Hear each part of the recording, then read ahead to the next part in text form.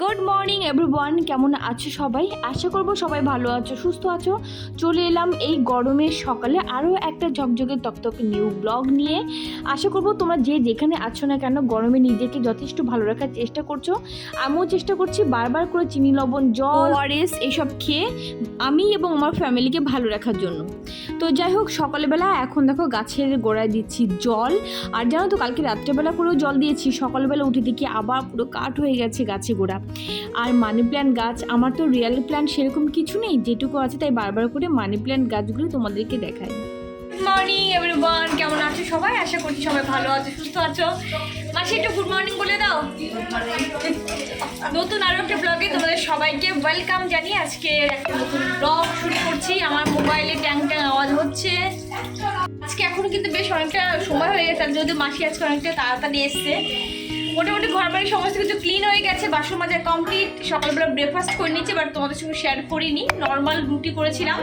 আর এখন তো চলবে টক দই। টক দই দিয়ে সকালে একদম ইজি একটা খাবার, যেটা কিনা আর কিছু করতে হয়। টক দই হলেই বাড়ির সবার মোটামুটি খাওয়া হয়ে যায়। টাটা, চলো। দুষ্টুমি করবে না, তাড়াতাড়ি আসবে কিন্তু, ঠিক আছে? তাড়াতাড়ি আসবে। সকালবেলা আমার ননদ এসেছিল, ননদ এসে এক গাদা কাঁচা আম দিয়ে গেছে। কাঁচা আম দিয়ে বলেছে যে আম তেল বানাতে। আর সত্যি কথা বলতে আম তেল এখনো পর্যন্ত আমি বানাইনি। আমার মা বানায়, মা বানিয়ে পাঠিয়ে দেয় প্রত্যেক বছর, কিন্তু আমি এখনো বানাইনি। আমি আচারটা খুব ভালো পারি, কিন্তু আম তেল আমাকে বানানোর দায়িত্ব দিয়েছে, জানি না কতটুকু কী করতে পারবো। দেখে চলো। তবে আজকে খাবো এখন এক কাপ চা। আমার হাজব্যান্ডকেও কনভিন্স করে তুমি খাবে, বলে হ্যাঁ খাবো। ও যদি বলে খাবো তাহলে আমিও খেতে পারি। দেখে চলো, মাসিকে লিকার চা করে দিয়েছি। এই যে, আর আমার চাটা করে রেখেছি, এর ভিতরে দুধ দিয়ে এবার ফোটাবো। মাঝে মধ্যে বড়দের সাথে একটুখানি টেকনিক্যালি চলতে হয়, টেকনিক্যালি না চললে হয় না। যে ব্যাপারটা তুমি চাইছো সেই ব্যাপারটা তুমি পাবে, বাট অনেকক্ষণ পরে একটু টেকনিক খাটিয়ে চললে দেখবে তাড়াতাড়ি পাওয়া যায়। আর তোমরা কে কে এরকম টেকনিক খাটো আমাকে কমেন্ট করে জানিও।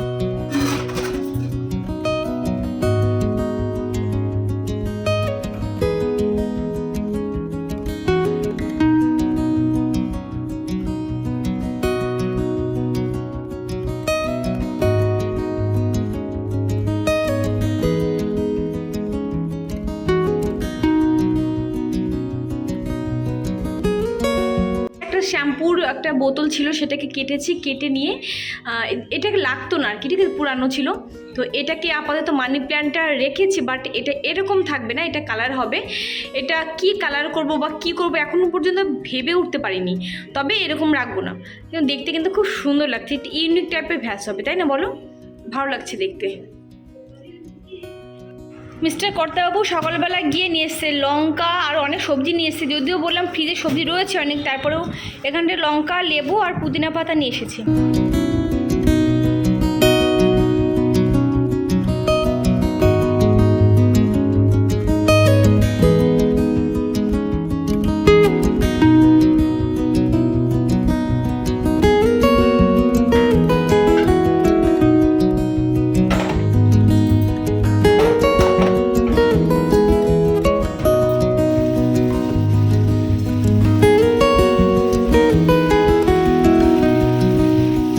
এখানটা দেখো কই মাছ ভাজা আছে, একদম কড়কড় করে, অনেকটা পরিমাণে কই মাছ আছে এখানটা, জানো তো।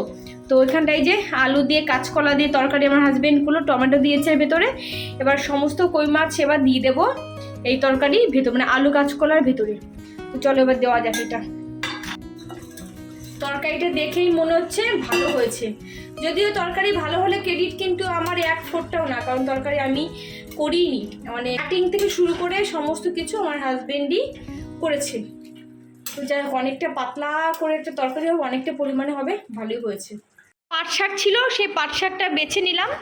আর এই যে দেখো, এক আটি পাট শাক কিনি, আর পাট শাকের অবস্থা একবার দেখো, মানে অর্ধেক কি তারও অনেক বেশি পাট শাক, মানে 3 ভাগের মধ্যে 1 ভাগ মানে এখানটা যায়, কি 4 ভাগের মধ্যে 1 ভাগ এখানটা যায় পাতা, আর 3 ভাগই ফেলে দিতে হয়। কি অবস্থা দেখেছো? তাকে চলো এবার এটা ধুয়ে নেওয়া যাক। এদিকে ভাতও হয়ে গেছে। আর তোমার দেখাই, আমার হাজব্যান্ড তো তরকারি করেছে, তোমাদেরকে দেখালাম। এই যে ফাইনাল লুক, কাঁচকলা দিয়ে এটা হচ্ছে কই মাছের তরকারি, দারুণ হয়েছে দেখে মনে হচ্ছে।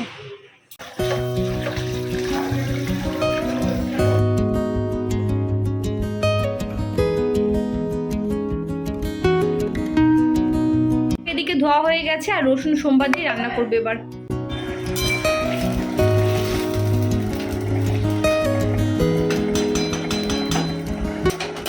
দিয়ে দেবো এর ভিতরে লবণ, অল্প পরিমাণে হলুদ, আর দেবো কাঁচা লঙ্কা, ব্যাস আর কিচ্ছু না। এবার জলটাকে ভালো করে ফুটতে দেবো। জলটা যখন একটু টেনে আসবে তখন এর ভিতরে শাক দিয়ে দেবো। তো শাকগুলো এবার দিয়ে দেবো।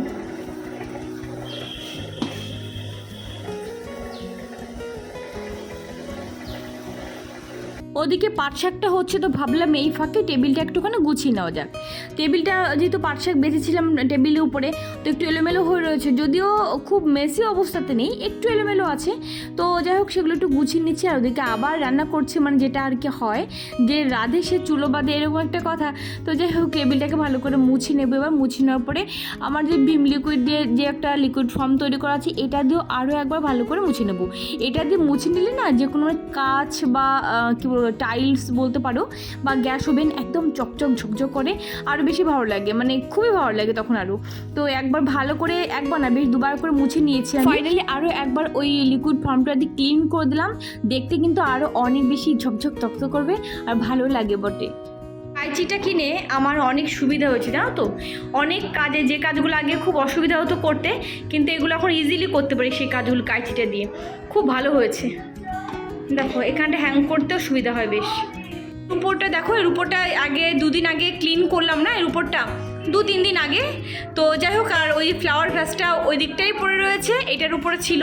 তো ভাবলাম কি এটা বেশ অনেক দিন এই ভ্যাসটা দিয়ে চালালাম, এরপর এখানটা একটুখানি ক্লিন করে উপরটা একটু ডেকোরেট করবো সুন্দর করে, ভ্যাসটা একটুখানি পাল্টে দেবো, অন্য একটা ভ্যাস দেবো। সময় হয়ে উঠছে না, আর এই সময় হলেও অনেক সময় আলিশিতে করা হয় না, পুরো মেসি হয়ে রয়েছে জায়গাটা। রান্না করতে করতে পুরো রান্নাঘর কিন্তু একদম ক্লিন করে নিয়েছি, যেটা আমার বরাবরই অভ্যাস। এদিকে পুরো ক্লিন হয়ে গেছে। ডেকে রেখেছি তরকারিটা তোমার হাজব্যান্ড করেছে বললাম তোমাদেরকে। আর এই ভাত হয়ে গেছে, এদিকে হচ্ছে পাট শাক, বাস।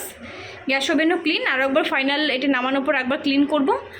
আর যে কটা বাসন আছে রান্না করা, মানে রান্না তো না, স্নান করার আগে মেজে তারপরে স্নান করতে যাবো।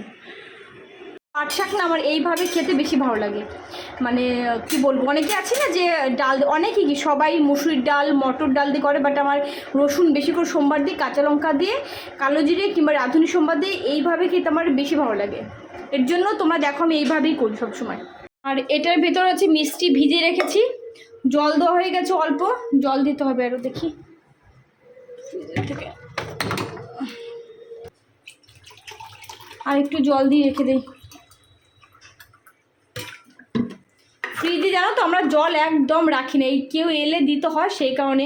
তাছাড়া আমরা নর্মাল জলই খাই, এত গরম তবু আমরা নর্মাল জলই খাই। আদিমকে সেটাই অভ্যাস করাই, নর্মাল জল খাওয়াটাই।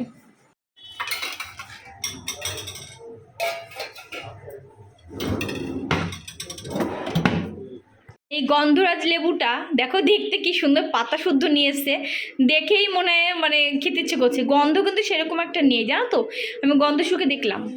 মা আম্মা খেয়ে দাও, আম্মা খেয়ে দাও। ফ্রিজ থেকে আমি বের করে রেখেছি, একদম ঠান্ডা ছিল তো, এখন একটু নর্মাল এসছে। চলো এটা মাখানো যাক। আম তেঁতুল এই সমস্ত খাবার দেখলে আমার আদিম তো পুরো পাগলের মতো করবে। মানে তোমরা যদি কেউ সামনে থেকে দেখো না, তোমরা মানে ভাববে কি এতটা অ্যাডিক্টেড কী করে হতে পারে একটা বাচ্চা, মানে এতটা পরিমাণ টক করে ভালোবাসে। তো যাই হোক, ও তোমাদেরকে আগে বলেছিলাম আমার ছোটোবেলাকে মনে হয় ফিরে দেখা আদিমের ভেতরে, আমিও খুব টক ভালোবাসতাম ছোটোবেলায়। যাই হোক, এবার আমটা একটুখানি আমি গ্রেট করে নিয়েছি ভালো করে, আর আমটা ভীষণ পরিমাণ টক ছিল। এই যে আম মাখা করেছি, দেখো কার কার খেতে লোভ লাগছে একটুখানি বলো। যদিও কাসুন্দি দিইনি, কাসুন্দি দিলে আরও টেস্ট হতো, কাসুন্দি ছিল না। তো এখন আমের দিন তো কাসুন্দিটা এখন ঘরে এনে রাখতে হবে। লঙ্কা ডলেছি না, আম মাখাতে যে লঙ্কা দিয়েছি, তো এত পরিমাণে ঝাল লাগছে, আমার গোপের কাছে হাত লেগেছে, আমার প্রচুর ঝাল লেগেছে। সবসময় এরকম করতেই থাকি ঘামের জন্য, হাতটা যে কোনোভাবে লেগেছে, আর এত ঝাল লাগছে বাপরে বাপ। আমার জন্য রেখে দিয়েছে একটুখানি, এটা আবার আমি খাবো। আগে কত ভালো খেতাম টক খাবার না, আর এখন টক খাবার দেখলে গা শিরশির করে।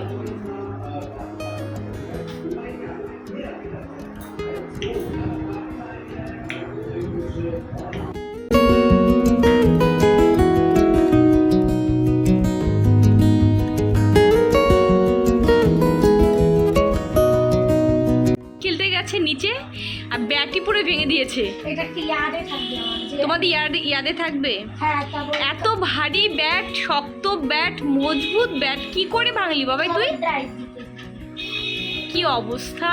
ওম তুই কিছু বলবি? এই ম্যাচ আমরা জিতেছি এই ব্যাট দিয়ে আমার তোমার রাগ হচ্ছে? ড্র না 32 ছিল আমি এক রান এক্সট্রা মারিছি কি করে 31 ছিল 31 ছিল সবার মধ্যে 6 মার আমি একটা 6 মেরে আমি আমার 26 ছিল না হ্যাঁ তো 6 মেরা ছিল 32 তোর ছিল 26 বাকি তারপরে একটা 1 মারলাম ওটা 1টা হয়নি 6টাই হয়েছে ওটা ধরা হয়নি মেন কথা শোনো মেন কথা হচ্ছে তুমি হচ্ছে ব্যাট ভেঙে দিয়েছো। আমার ব্যাট বেঁচে আমার রাগ হচ্ছে এখন এত কভার মেন কথা এটা বা মদ্দা কথা এটা যে তুমি ব্যাট ভেঙে দিয়েছো। ওকে, তোমার আর ব্যাট কিনে, হ্যাঁ তোমার ব্যাটটা কিনে দিচ্ছি না। আজকে অনেক দিন পর বানাচ্ছি গোলা রুটি, আদমের বায়না গোলা রুটি। এর ভিতর দিয়েছি আমুল দুধ দিয়েছি বেশ অনেকটা পরিমাণে, আর প্লেন আটা আছে, আর আছে তোমার লবণ চিনি ব্যাস, আর জল দিয়ে গুলিয়েছি, কারণ লিকুইড দুধ দিইনি তো সেই কারণে। তো এখানটা তেল দিয়ে দিয়েছি কড়াইতে অল্প একটুখানি, এবার এইটা দেবো।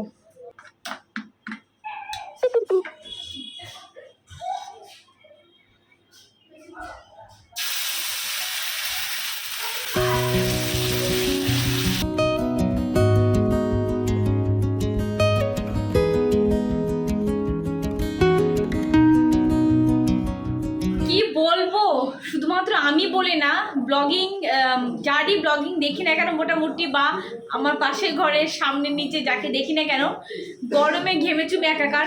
আমার ক্ষেত্রেও আলাদা কিছু না। আমার দেখো এই ডান দিকের টি শার্টটা না পুরো ঘেমে গেছে, মানে এরকম করতে থেকে কী করবো বলো, সবসময় হ্যাঙ্কি নিয়ে ঘুরতেও পারছি না। যতবার মুখে জল দেবো ততবার বেশি করে ঘামবো, যতবার গা ধোবো ততবার বেশি করে গরম লাগে আমার।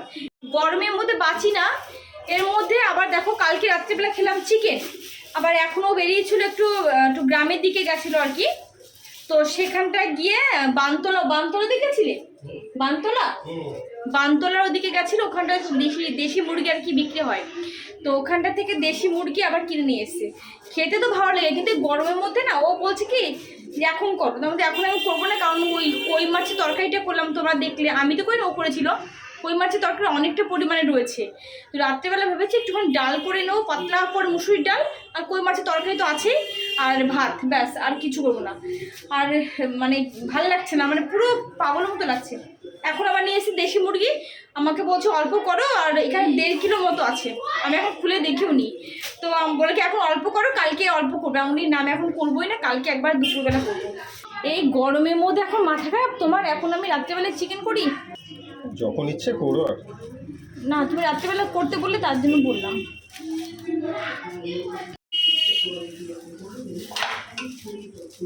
এটা কি ডিম? এটা দেশি মুরগির ডিম? ও মুরগির ভিতরে ডিম ছিল।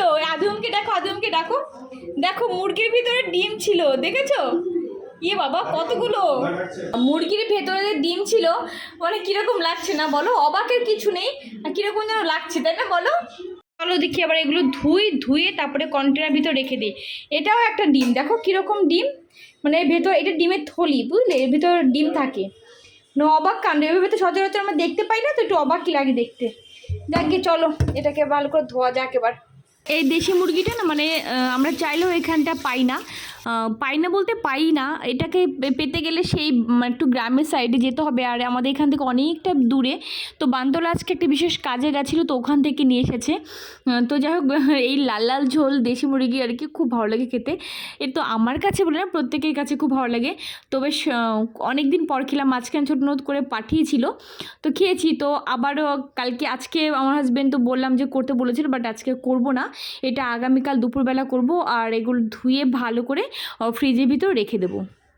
কন্টেনারে এই যে রাখা হয়ে গেছে, এবার দুটো ফ্রিজে রেখে দেবো।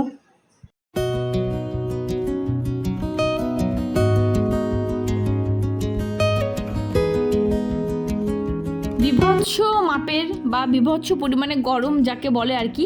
আর আজকে মনে হয় বেশি পরিমাণে গরম পড়েছে, একটু কমেন্ট করে জানিও তো আজকে সব জায়গায় এরকম গরম কি না। কারণ মোটামুটি যার যার সাথে আজকে কথা হয়েছে, আজকে মোটামুটি অনেকের সঙ্গে কথা হয়েছে, ওই প্রত্যেকের মুখে এক কথা যে আজকে প্রচণ্ড পরিমাণে গরম, এতটা গরম নেওয়া যাচ্ছে না, এই কদিনের তুলনায় আজকে গরমের পরিমাণটা অনেকটা বেশি। তো যাই হোক, রাত্রেবেলা বিশেষ কিছু রান্না করবোই না, শুধুমাত্র একটু পাতলা করে ডাল করব আর ভাত করব।